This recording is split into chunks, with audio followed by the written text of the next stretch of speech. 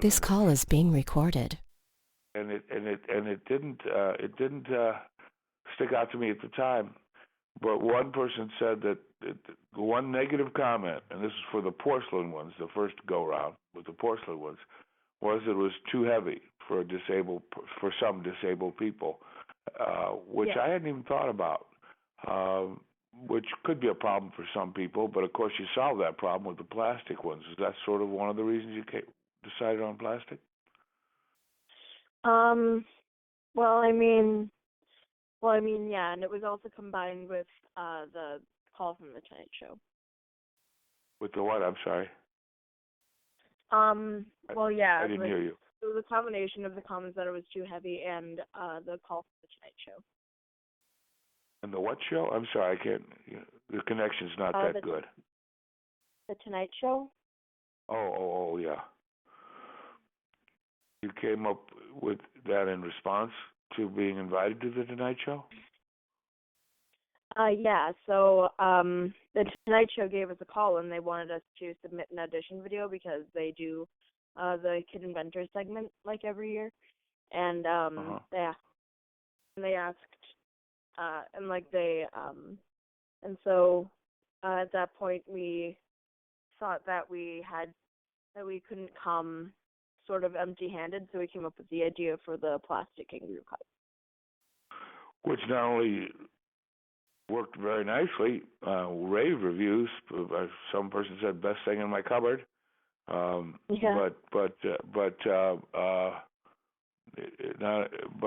It did help there. Yeah, I guess there are some people who are old enough and that picking up a porcelain is a little bit of a chore.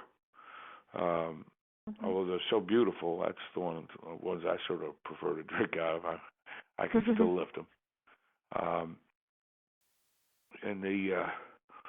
So you brought that out.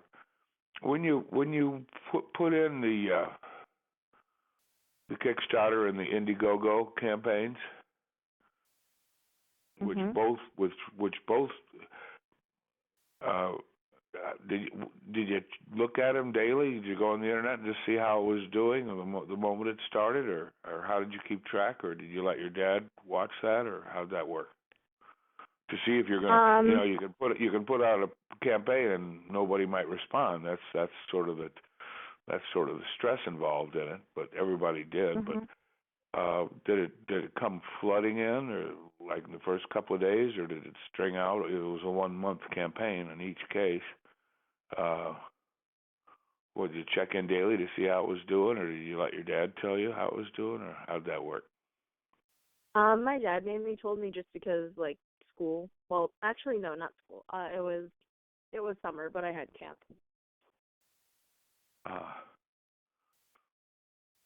Weren't the pledges they ran in December, didn't they? If I recall.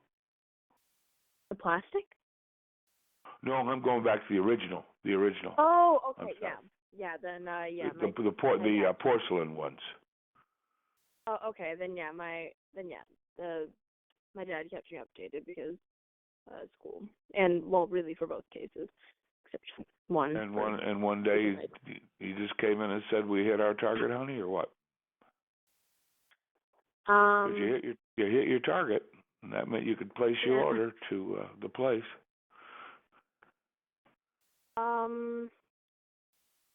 I think he just said that we were funded, and he had me look at the page. And a lot of backers actually. Excuse me, I'm about to sneeze. Excuse me. I'm sorry, I've got a little cold. It may be hard to understand me because of the cold. And I've also been. I'll share. Someone hacked my website, so it's been an interesting couple of days trying to get it back on the air. You were never hacked on the Imageroo, were you? Huh? Your website was never hacked, has it been? No. Oh, you're lucky. My son says they have kind of these hacking machines, algorithm, whatever, that just go and randomly hack. And I'd fallen victim to one. So it could happen to anybody. Okay, we go back and you place the order to the factory in China. Now we're going back over some ground, but it'd just be helpful. Sometimes when you go over the same ground, new things come out or new ways of looking at things. And to China. Is your dad still in China, by the way? No, he's not. Oh, good. Glad he made it back. And you placed the order, and you had to hurry up and wait. The whole process, that's an old phrase, so you hurry up and wait. You had to wait. How long? You placed the order, in December, I guess. How long did you wait again? How long did we wait for the order of cups to come in? Yeah, for the big order to come. Yeah, big day. I can't really remember an exact number. Well, it was weeks. Yeah. Yeah, it was. I believe it was weeks. I just can't really remember an exact. It would have to be weeks because they have to make them, and then they have to. And shipping is. They can't beam them over. Yeah. And then, if I recall, your father came to your school one day, and he. I have to tell you that they'd arrived. It was time to go get to work with them, if I understand. How that happened again? Yeah, so for the ceramic cups, we're back at the original. Yeah, I said ceramic. But he where's my note? I've got so many notes. But he took you out a little early, didn't he? Took you out of school a little early? Yeah, he took me out of school a little bit early before winter break. Before what? Winter break. Before winter. Oh, you mean not early that day, but a little earlier, a couple of days early? No, like that day early before winter break. Oh, okay. And so, well, it was perfect timing because then suddenly you didn't have school to worry about, and you could. And you came home, and where were the cups? Again, I'm sorry about going over the same ground, but I'm trying to put this in your words as much as possible. And sometimes when you say things over and over again at different times from different angles, nice things come out. It's helpful. So he pulled you out of school, and what's next? He pulled me out of school. We went over to my dad's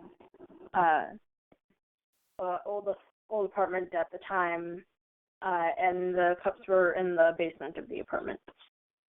So he'd already gotten them, picked them up, or they'd already been delivered? Yeah. Well, what kind of site was that? A whole bunch of boxes piled high? Yes. Yes, it was like... It was 1,000 cups. The original order was 1,000 cups, if I remember correctly. Is that so? Yeah, I think so. You might want to double check with my dad on that one because I'm not very sure. That's what I had from the notes. Yeah, I have a few queries I'm going to be sending your dad about some details that he would know that you wouldn't necessarily. And so you walk in, and well, what happened next? You see all these boxes. Just pretend I'm an old friend that you hadn't seen for a while. I said, well, what happened? I want to hear the story. So what'd you do next? You walk into the basement and see all the boxes?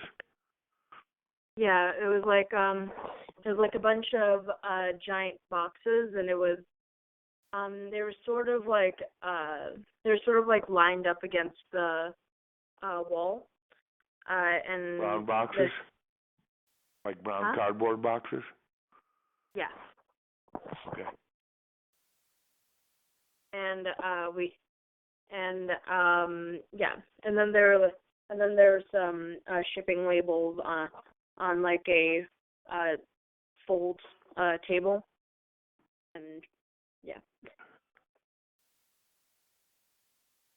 And so what'd you do at that moment? First my dad showed me how to pack them in, and then we just started doing it. No, I mean, the first thing you did was I guess a couple of the boxes were already open. Yeah. The cups were out. Yeah, a couple. Yeah, some boxes were already open. Were you pleased with the job they did? You should. Well, I mean, I've seen them since. Yeah. But this may be a question I'll ask your dad. But to date, this is 4 years later, and they've been in various modes and Amazon and all that. How many cups have you sold to date, do you think? Or do you know? You keep count? Today? Oh, geez. Maybe your dad would be for that one. Yeah, we sold 1,000 of the ceramics, and we sold 10,000 of the plastic, and we recently had like a height in sales for plastic cups because of the Harry show. So yeah, you might want to ask my dad that question. Yeah, and you're still selling the ceramic ones. Yeah. Because I see, the Amazon ad is still up. Where was I? So you open them up, and then you have all these orders from people through Kickstarter and Indiegogo. It wasn't up on Amazon yet at this point, right? Or was it? No, it wasn't up on Amazon at this point. That came later. And your father taught you how to pack them. How do you pack a cup? Well, is it bubble wrap or? Well, basically, I think it was like it depends on how many cups people order, but let's just say 4-pack, and I believe what you do is you pack them in the cup itself comes in its own box, and then you put it in like another shipping box. And then you I believe you put like packing peanuts around it, and then close it, seal it up, and put the shipping sticker on it. So you put a box in a box. Yeah. And that sounds very well. Is the box packed with like plastic wrap, bubble wrap, or packing peanuts or crumpled up paper to cushion it against the bigger box? Yeah, sort of. It was like for a 4-pack, there was like one big box, and then like each cup had its own individual box. So we'd put 4 in, and then we'd put packing peanuts on top, seal it up, then put on the shipping sticker with the address on it. And and not many were broken in shipping, were they? I saw a couple of people who don't understand that ceramics can break in shipping.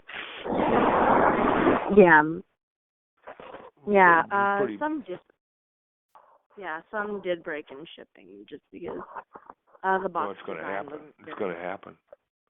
Yeah, it's going to happen.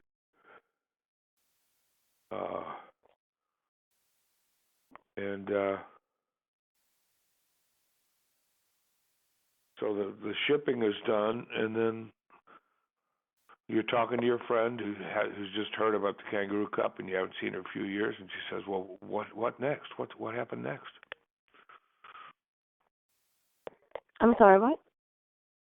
You'll just pretend you're talking to your friend you haven't seen for a couple of years who's heard about the kangaroo cups, and she wants to hear, or he wants to hear the story of the kangaroo cups, and you've told her or him brought up to this point where you're shipping them back out, and you ship them back out. You had to take them to UPS and put them in a truck.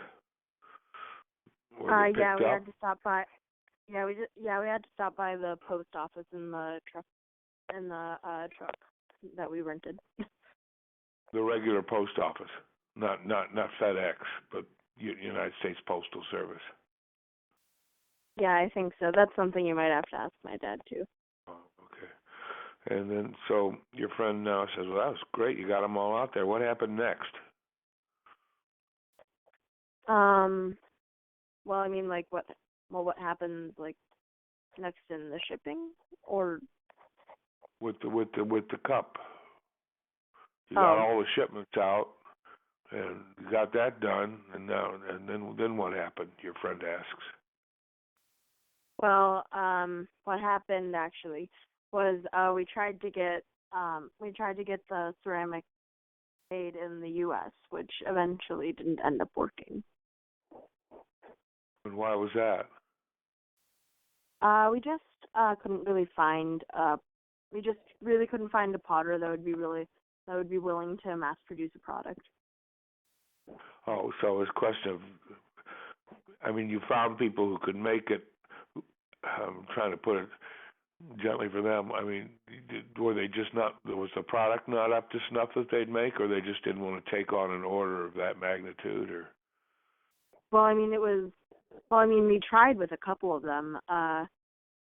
Except they sent us the plaster molds from China, and then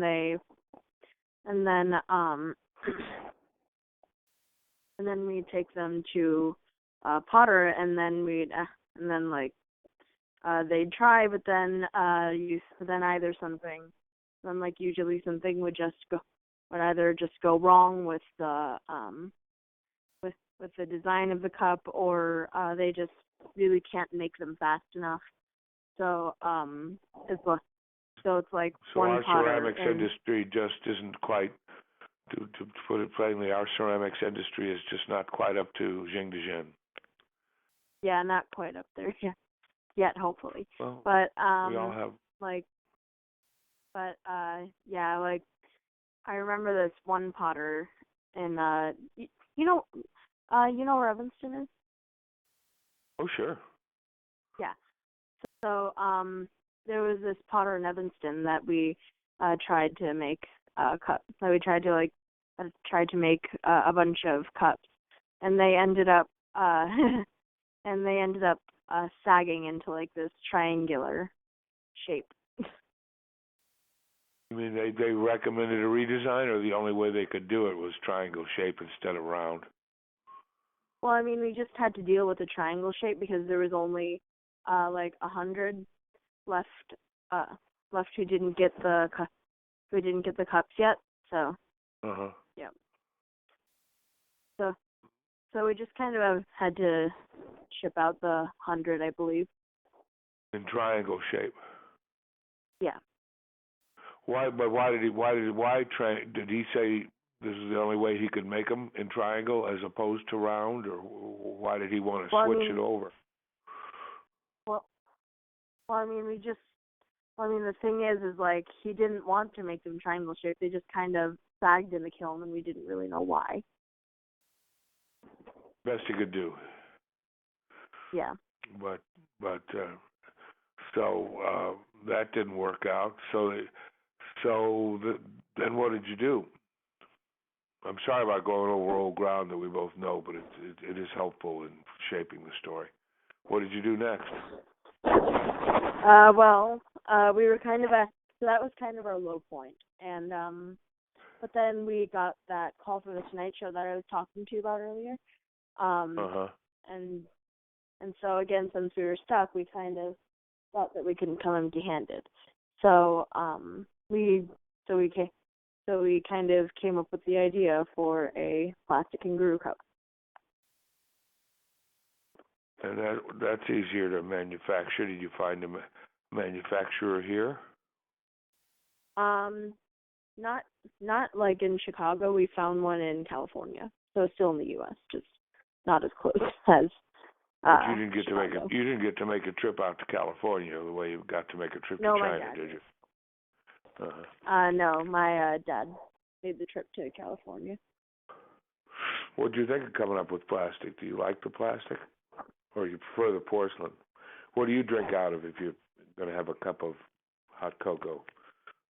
Which do you choose, the plastic or the porcelain? Probably well, I mean, if I'm drinking like something hot, then I'll drink it out of the porcelain. If I'm drinking like water or juice, then I'll drink it out of the plastic. Yeah, they're yeah. I'm very careful with my porcelain Mm-hmm. one. But I do like using it. Mm-hmm. There's always a breakage or something like that. So you came up with the plastic and the manufacturer, and you did a Kickstarter again for that. Well, I mean, A separate Kickstarter. We didn't really find a manufacturer yet at that point. Before it was just kind of like a drawing, like in the works, and then we made a prototype that I believe was 3D printed, and we made a Kickstarter video out of the prototype, and we got funded, so yay. And we raised over $62,000, and then that was even more successful. Yeah. And then eventually we found a manufacturer. Well, you had the money, you just had to find somebody to place the order with. So yeah. And by this time you were doing all this, the Tonight Show had fallen through by now, or was it still pending? By this time it's fallen through. So but you decided. It's something that we like to laugh about now, because like the one thing that the thing that didn't happen kind of like got us out of like our stuck position we were in. So the thing that didn't happen actually did help. Yeah, it helped a lot, because it moved you ahead on the plastic. I think you've referred to the fact that this thing came in stages from the original idea through all the various stages, but it sort of went on hiatus for a little while. You went back to school, and there wasn't any development for a little while, right? Yeah. But now you got the plastic cups, and but no Tonight Show, but and your friend asked, well, then what happened? After we did that, after the Kickstarter got funded, we found a manufacturer again in California, and we started doing like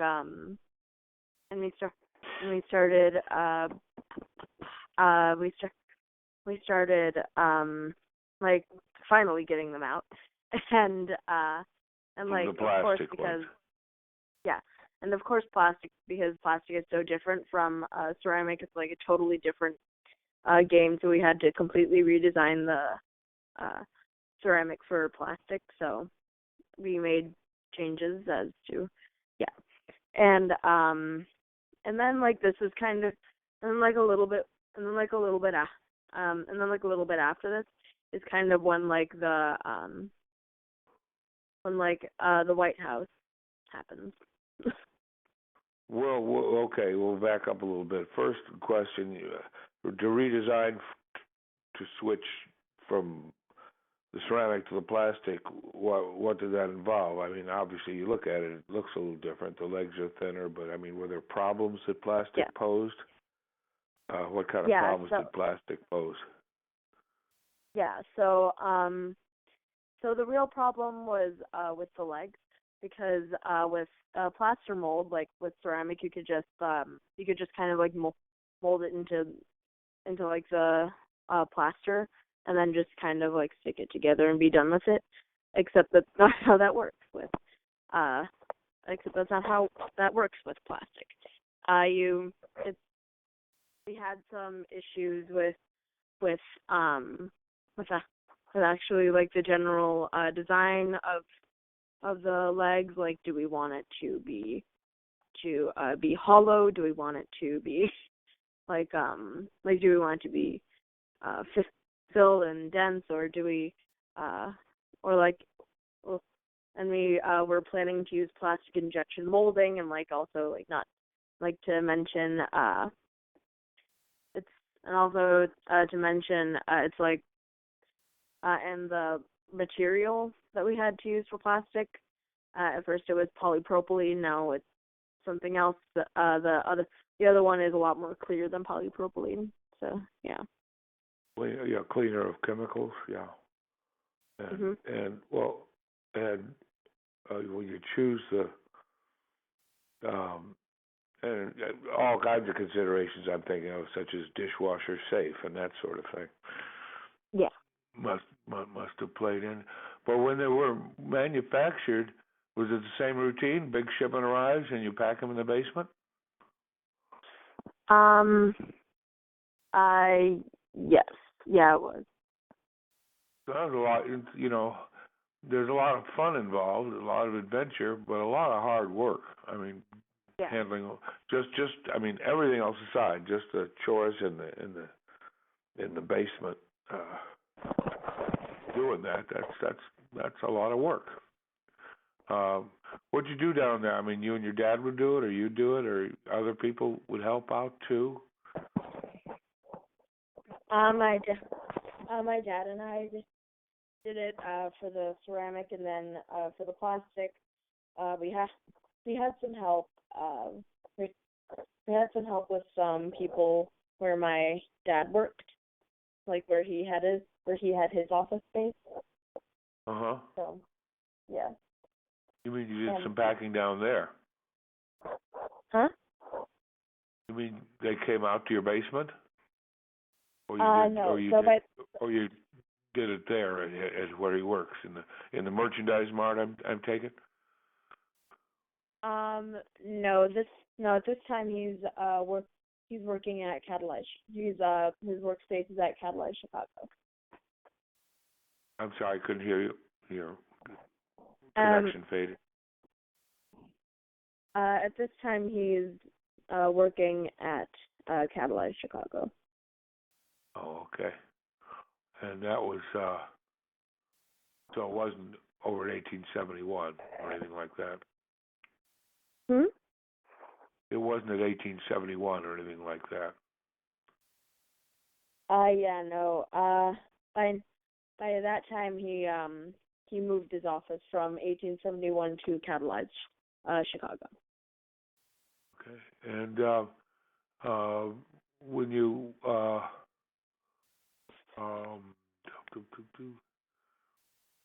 so you go over there and do the packing with some of his colleagues helping out. What do you do? It's a boring job. Do you put music on or anything? Yeah. What kind of music?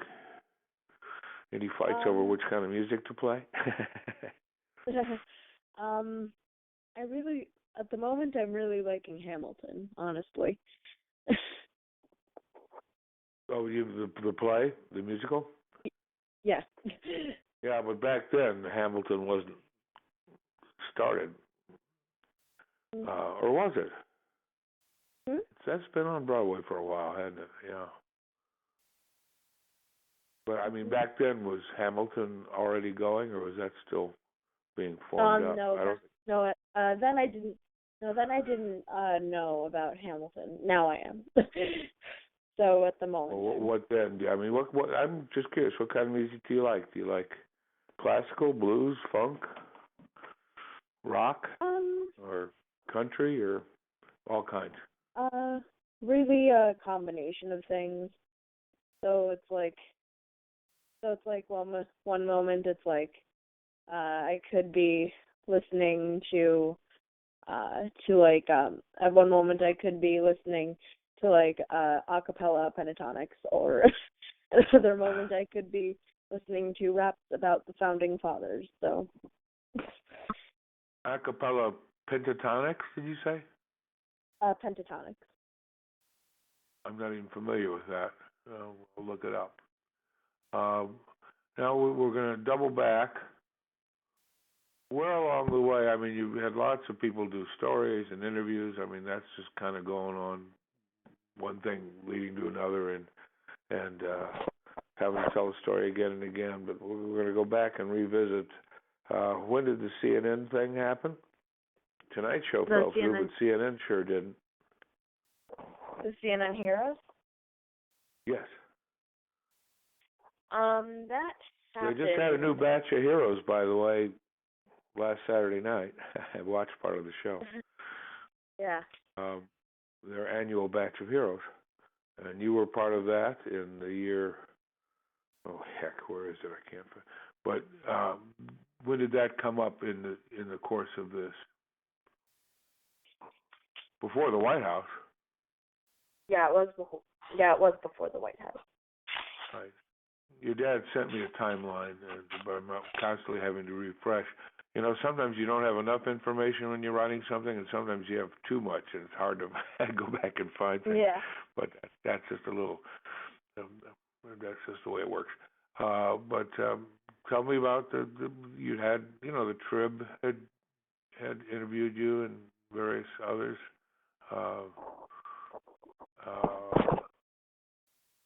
And then suddenly, how did CNN get involved in this? Again, we're going over old ground, but it helps. Well, basically what happened was I believe CNN Heroes. I believe they emailed us, and they wanted to know if we would be willing to do a segment for it. Just out of the blue. Huh? Yeah, just out of the blue, it just came. I mean, yeah, most of these like big interviews are, honestly. Well, they feed off. You know, they keep an eye. You do an interview with the Tribune, somebody sees that and wants to do his or her own interview, and somebody sees that, and CNN probably saw these interviews or stories and said, "This is the ticket." And mm-hmm. I mean, that's how it happens in my business. So you got the email. Was that exciting to you?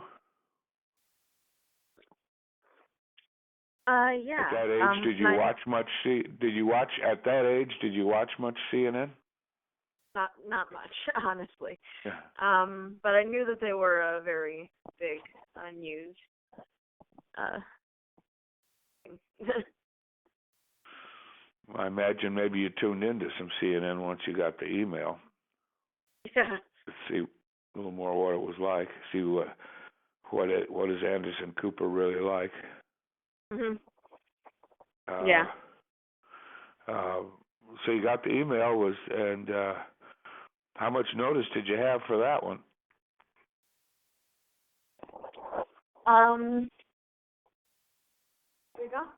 We got a pretty large amount of notice, I think, because like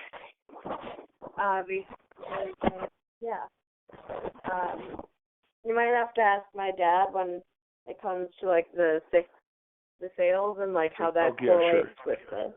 Yeah. He received the email, I take it. Uh-huh. The invitation. And so the plan was made, and you were. Let me just check something here. It was a question of you and your dad flying out to New York City. Correct?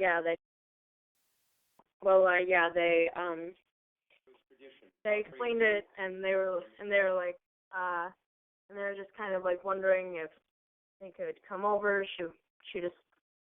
They could come to Chicago, shoot a segment at various places, and then later we would go. Later we would go to the CNN Heroes Award. So they came out to and this is a couple of years later after the original Ceramic. This is in 2014. Yeah.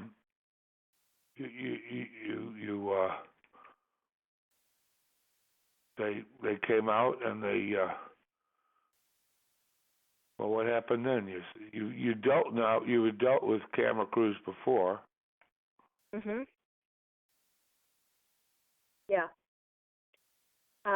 So what happened was they came in a white van, and I was skipping school for about 2 to 3 days to shoot this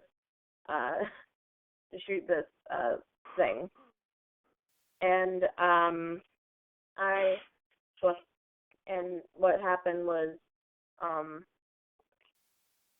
first they came up, they mic'd me up, and then they just kind of asked me some questions in my room. They asked my dad some questions in my room, and At home. And then At home or at school? You say in your room. At my room at home. Yeah. Okay. Just to And, get the groundwork. Well, I know they interviewed you and your dad and your grandpa. Mhm. Yeah.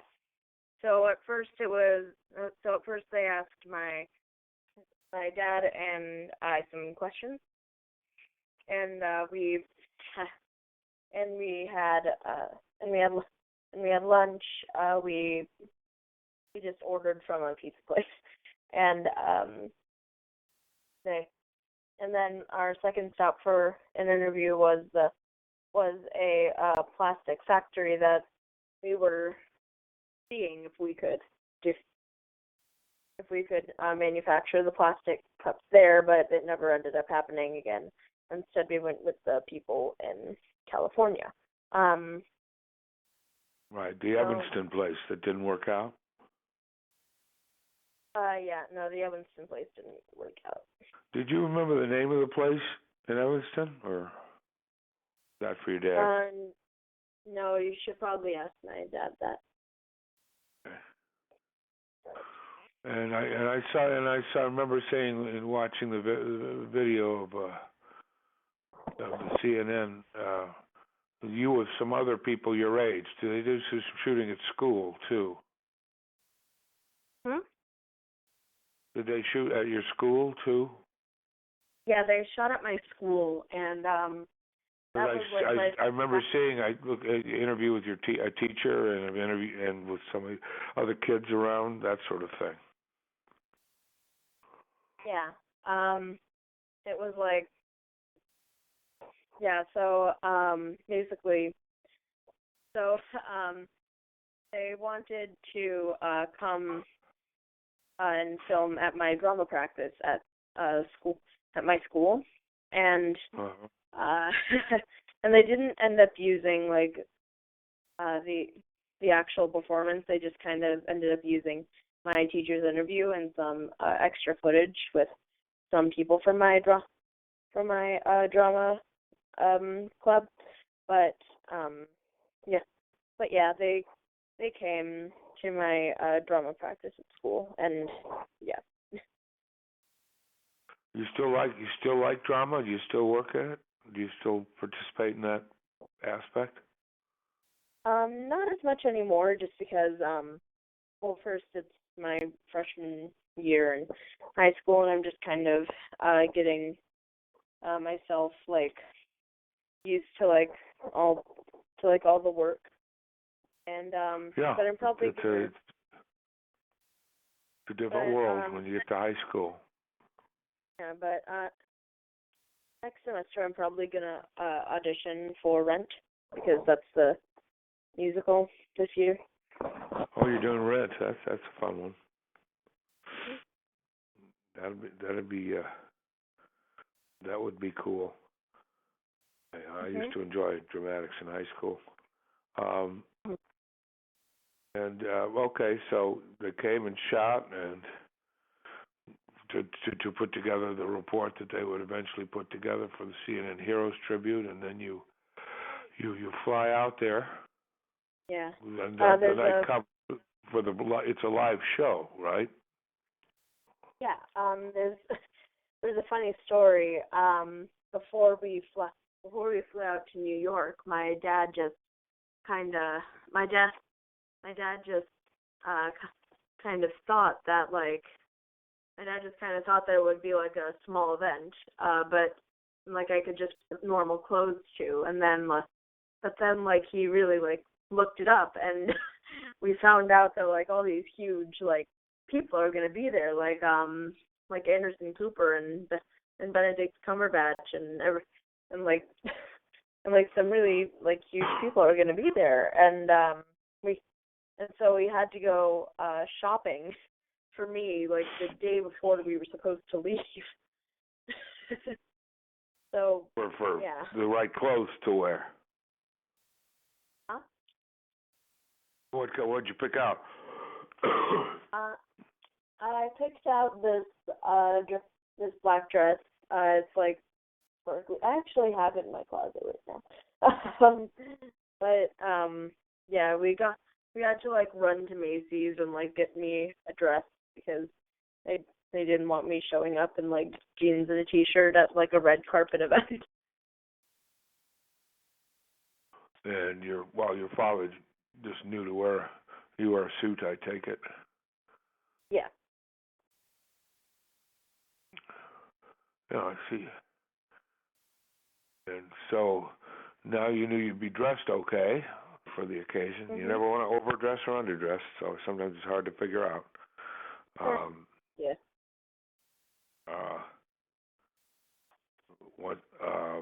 And so you arrive in New York. What hotel? Or do you remember? Like we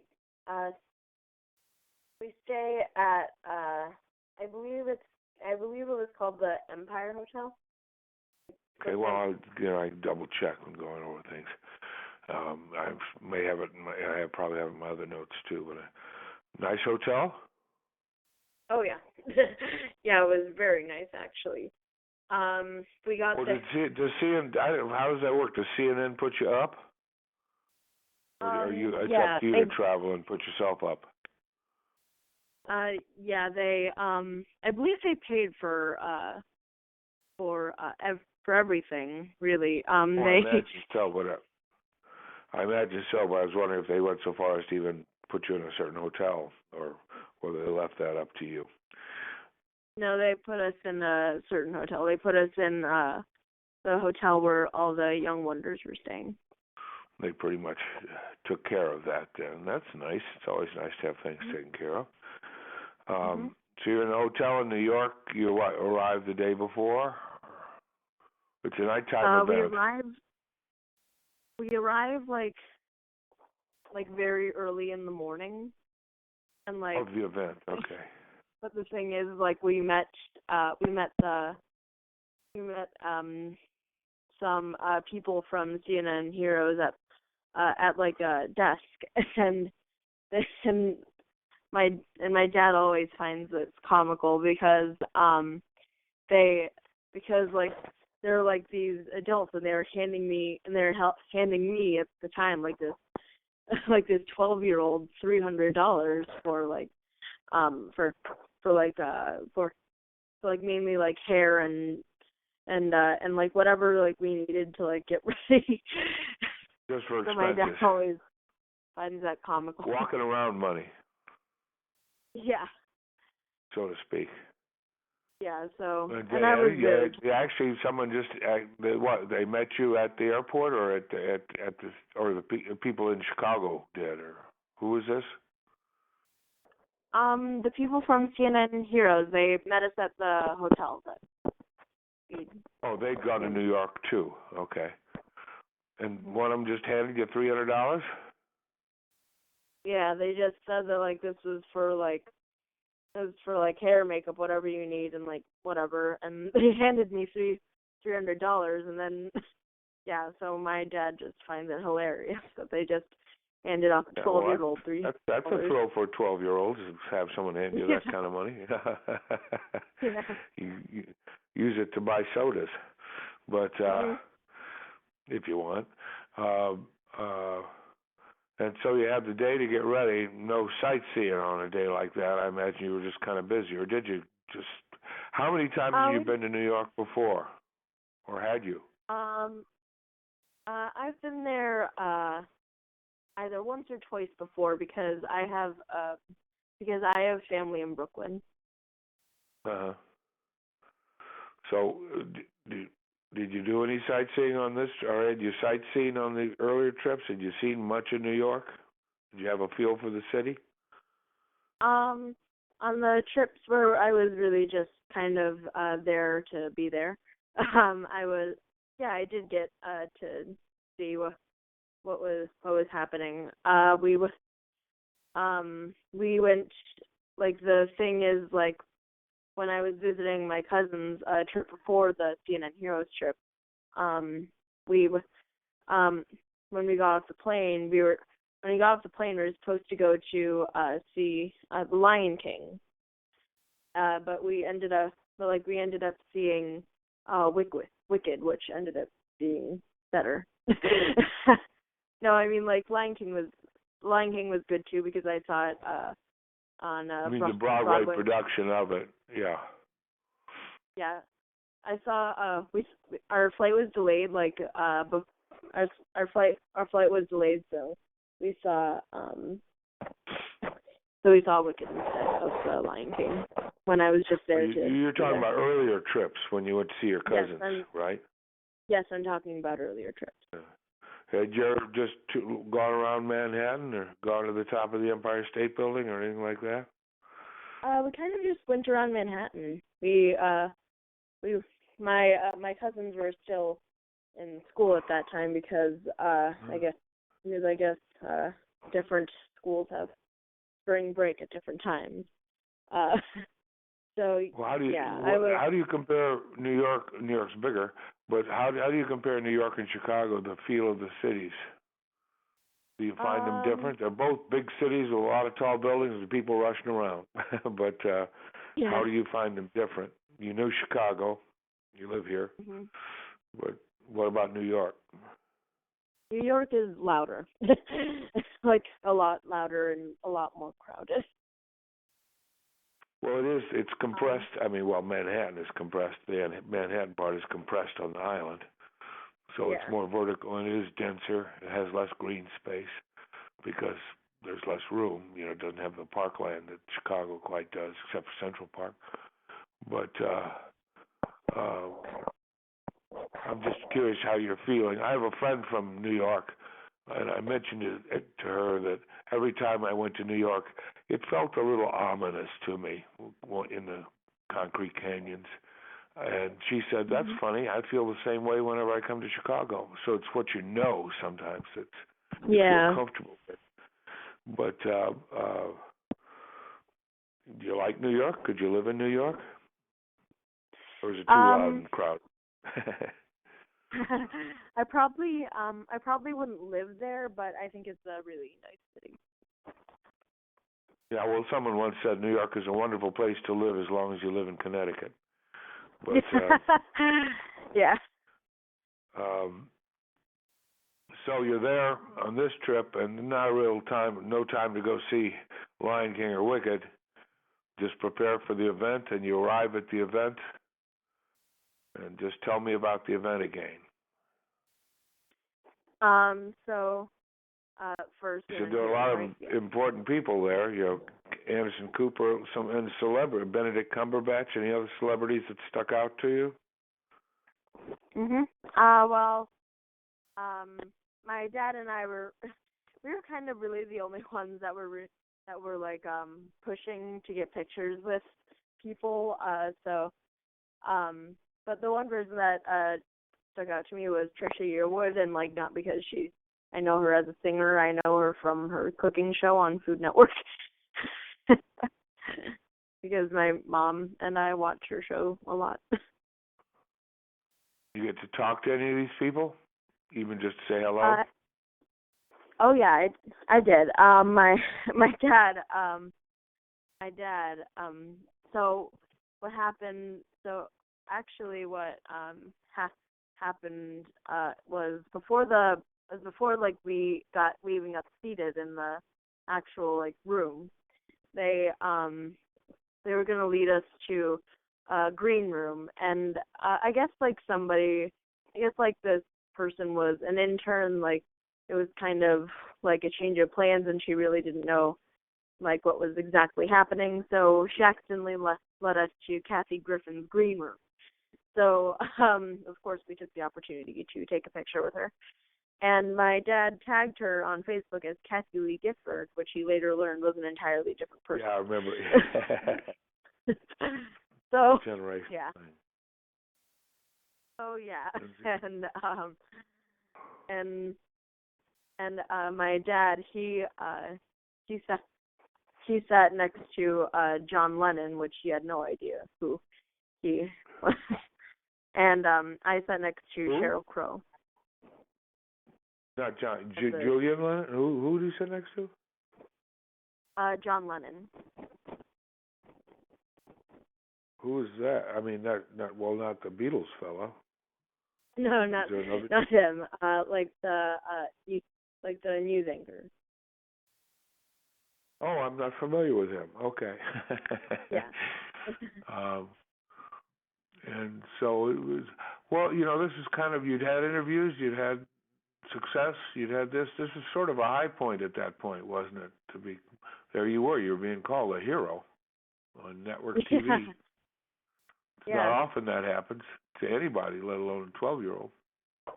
Yep. And did the show go smoothly? Yeah, it went pretty smoothly. Yeah. We had dinner there, and it was very good. And yeah. And then the show lets out. You're a hero. You get it's night, and you head back the next day to Chicago, or did you spend some time in New York? No, the next day we went back. Well, did you celebrate it in any way, or is this just getting to be it's what you do and you go back to, and then you go back to school, go back to work? Well, I mean, this is spring break, so it was, it was. Wait, was it? No, this wasn't spring break, but we still had a lot to do. So, yeah. Well, sure you did, and then it just occurred to me. Have you ever this is my curiosity on the side? I know you haven't done it. Do you ever give any thought to doing a metal version of a Kangaroo Cup? We actually haven't. Yeah. It just popped into my head, and I was just wondering if you had. I was wondering, there might be reasons not to do it, production problems and all sorts of things. But it just occurred to me that it might be a fun thing it would be good for campers. Yeah.